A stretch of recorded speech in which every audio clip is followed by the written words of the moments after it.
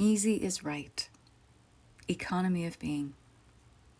In true outlier fashion, I'm going to tell you something that goes against, mostly, everything you've learned about getting what you want out of life. That you have to work hard, struggle, and suffer for what you want in order to be fulfilled. It's bullshit. Let's back up a bit before I get straight to the point here. Unfortunately, it is human nature to go against the very flow of nature.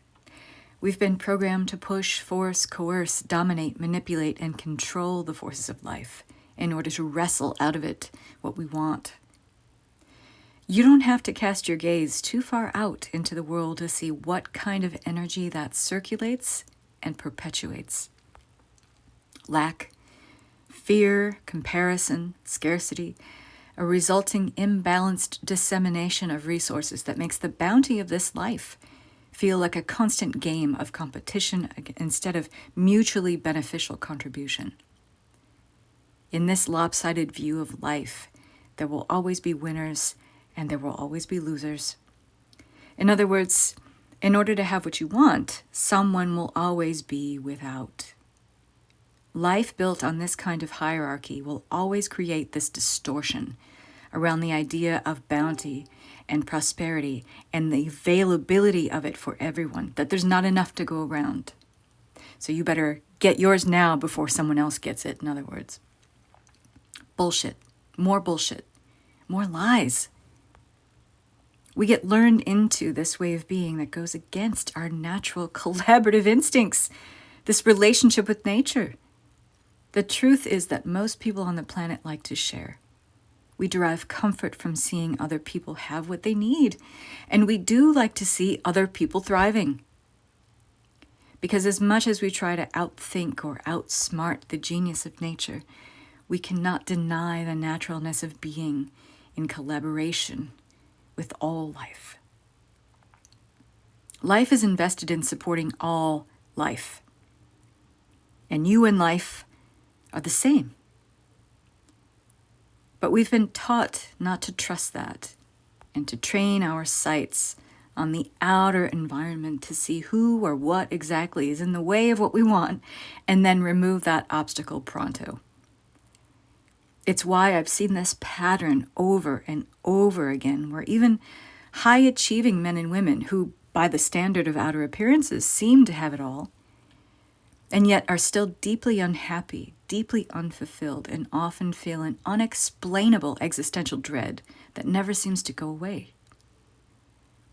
To be at ease with life and in flow with the natural forces of shadow and light is a way of being that is alien to most people. Existing right alongside this idea of manipulating what you want out of life is the concept that you will eventually eradicate all obstacles and remove all the shadow by consistently pushing back against what darkens your path of progress. This idea that you will get rid of shadow is the biggest misconception of all. We are not here to eradicate shadow. It is not our problem to solve. It is built into the third-dimensional architecture as polarity. Shadow, contrast, conflict, duality, and polarity are all just different names used to define the friction needed to create growth. Without shadow, you have no catalyzing force that creates enough tension for movement. Without this kind of movement, there is no inner or outer growth, no involution, no expansion or evolution. It is the nature of all life to become more of itself, to expand. Through transcending previous levels of growth that reach their expiration points of usefulness. And how do we know something has reached its expiration date of usefulness? You guessed it. Shadow, contrast, friction. Fighting against life in the way we've been taught keeps us fighting against our own naturalness of being, which is to hold all potentials of life within us. Light, dark, shadows, and treasures, and everything in between. To let this current of life force energy guide us into what needs to be felt, expressed, and embraced in the present moment is our ease.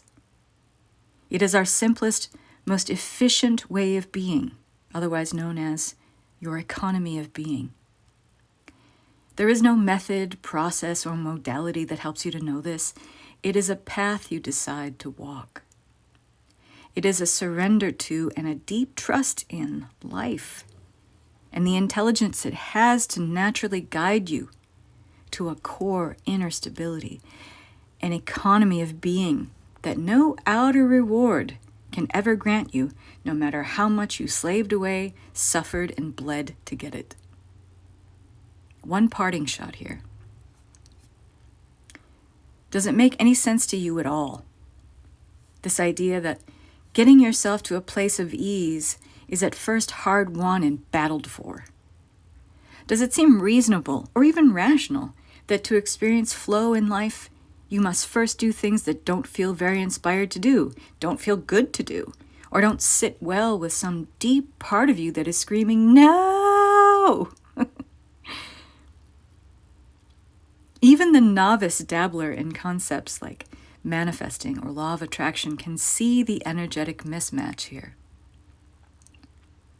If you want to attract ease and an economy of being, which is the less is more paradigm, into your life, then there must be a matching consciousness state that precedes it, that magnetizes this reality to you because you are being that first. In other words, one must already be embodying the state of ease in order to attract more of it.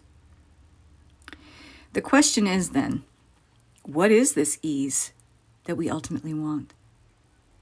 Well, how about the freedom to be ourselves, to vibrate, to resonate with a frequency of authenticity and naturalness of being, to be carried with and supported by the currents of life instead of carried away by the hard driving nature of the ego, where there can never, ever, ever be enough.